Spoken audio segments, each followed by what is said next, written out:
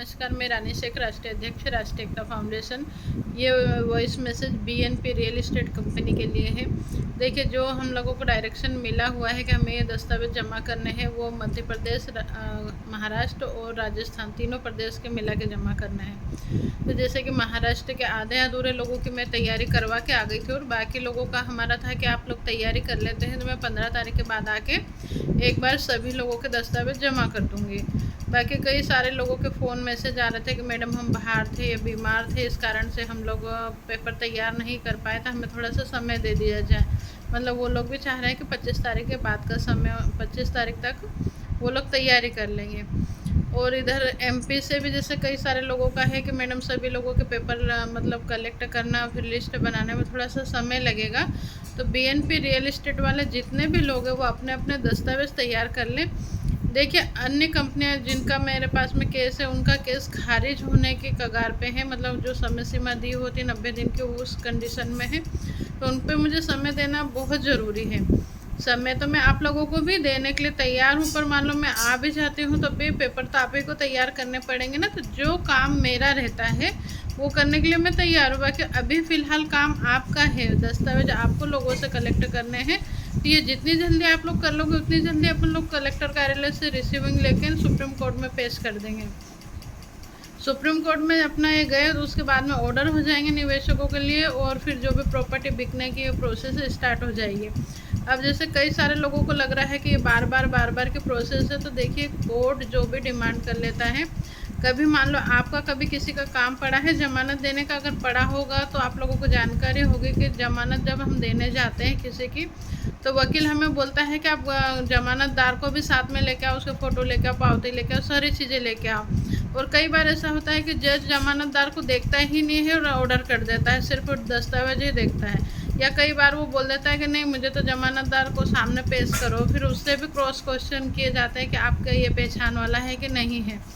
तो जज जो भी बोलता है उसको कोई चीज़ किताब में नहीं लिखी रहती है, तो वकील भी ये तैयारी करके रखता है कि अगर साहब ये बोलेंगे तो ये कर देंगे, ये बोलेंगे तो ये कर देंगे।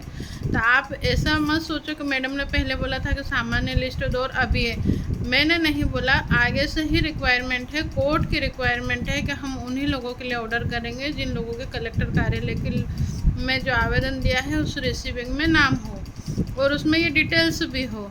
और कई सारे लोगों को लग रहा है कि हम हस्ताक्षर कर दें या फिर हम दस्तावेज जमा नहीं करना चाहते हैं। किसी का यदि पैन कार्ड नहीं है तो अभी फ़िलहाल तो आप ये प्रोसेस कर सकते हो, बाकी पैसा निकालने के लिए तो पैन कार्ड की आवश्यकता लगेगी ही लगेगी। पर अभी फ़िलहाल आप एजेंट हो, आपकी परेशानी है, इसके लिए आप अपनी परेशानी से निजात पाने के लिए लोगों की डिटेल्स जमा कर दीजिए। ऑर्डर हो जाएंगे, उसके बाद में फिर रह जाता निवेशकों के पास कि अगर उनको पैसा लेना है तो जो भी डिमांड होगी वो उनको पूरी करनी ही पड़ेगी। तो आप सभी लोगों से रिक्वेस्ट है कि अपने अपने पेपर जल्दी तैयार कर लें। रहा सवाल, जैसे कई सारे लोगों का है कि हमने लोगों को पैसा दे दिया है तो उसका हम क्या करें। तो यदि 10,000 से कम का अमाउंट है, जैसे 2,000, 4,000, 5,000 का है, तो आप सामान्य पेपर पे लिखित में ले लें निवेशक से कि मैंने इस एजेंट से पैसा ले लिया है और अब ये पैसा एजेंट को मिलना चाहिए। उसमें नाम का उल्लेख करना, जिस भी, जैसे कि मान लो मैं एजेंट हूँ तो मेरा निवेशक ये लिखेगा कि मैंने रानी शेख से किसी कार्यवश मुझे आवश्यकता थी तो मैंने ये पैसा रानी शेख से ले लिया है और अब ये पैसा रानी शेख को मिलना चाहिए, उसमें मुझे या मेरे नॉमिनी को कोई आपत्ति नहीं होगी। ऐसा निवेशक से लिखवा लो। और उसमें 10 रुपये का, 20 रुपये का रेवेन्यू टिकट आता है, जैसे 2 रुपये वाले आते हैं तो आप 10 लगा देना तो 20 रुपये का हो जाएगा, या 10 रुपये के हैं तो 2 टिकट लगा देना और उसको हाफ क्रॉस करके, मतलब आधा टिकट के ऊपर आधा नीचे साइन करवा लेना। ऐसे ही अगर 10 से 20-25 हज़ार रुपये के बीच में है तो 100 रुपये के स्टाम्प पे लिखा पढ़ी करवानी है, वही चीज़। और अगर मान लो 25,000 से ऊपर है तो फिर आपको 100 रुपये के स्टाम्प पे नोटरी ही करवानी पड़ेगी। ये सारी चीज़ें आपको करवानी है और अभी करवा लेंगे तो ज़्यादा बेनिफिट होगा, क्योंकि कलेक्टर कार्यालय पर भी हम उसकी रिसीविंग जमा कर देंगे। रहा सवाल, जैसे मान लो किसी का पॉलिसी धारक की डेथ हो गई है तो वो उसका मृत्यु प्रमाण पत्र लग के और नॉमिनी के दस्तावेज लग जाएंगे। कई सारे ऐसे भी केस मेरे सामने अभी जैसे महाराष्ट्र में आए हैं कि जो पॉलिसी धारक है उसकी भी डेथ हो गई है, नॉमिनी की भी डेथ हो गई है। तो वहाँ पे आपको एक एफिडेविट के माध्यम से किसी भी ब्लड रिलेशन का कोई भी व्यक्ति होगा उसके डॉक्यूमेंट्स लग जाएंगे। तो ये सारी चीज़ें आपको तैयारी करनी है, मुझे नहीं करनी।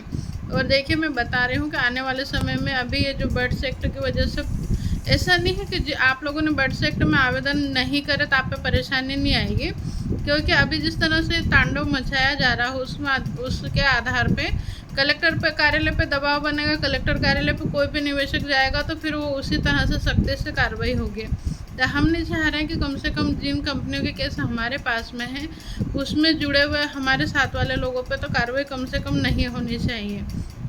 यदि आप सुप्रीम कोर्ट में भी फरियादी हैं और आपके खिलाफ कहीं से शिकायत आ जाती है तो उसमें आप बच जाएंगे। और अगर मान लो आप उसमें फरियादी नहीं है, निचले स्तर पे आप फिर सफाई देंगे और वो सफाई आपके काम में नहीं आएगी, कहीं ना कहीं उलझ जाओगे जब दिक्कत आएगी। तो अच्छा होगा कि अभी लास्ट समय है हमारे पास में दस्तावेज जमा करने का, इसमें ऑर्डर हो जाएंगे और आप लोगों का भला हो जाएगा। रहा सवाल बर्ड्स एक्ट में क्या होगा, अभी मैं एक और वीडियो बना रही हूँ, उसका मैं दे देती हूँ। बाकी आप लोग बीएनपी वाले अपने दस्तावेज जितनी जल्दी हो सके इसी मंथ में कंप्लीट कर लो, तो हम अगले महीने में फिर अपन ऑर्डर करवा लेंगे। धन्यवाद।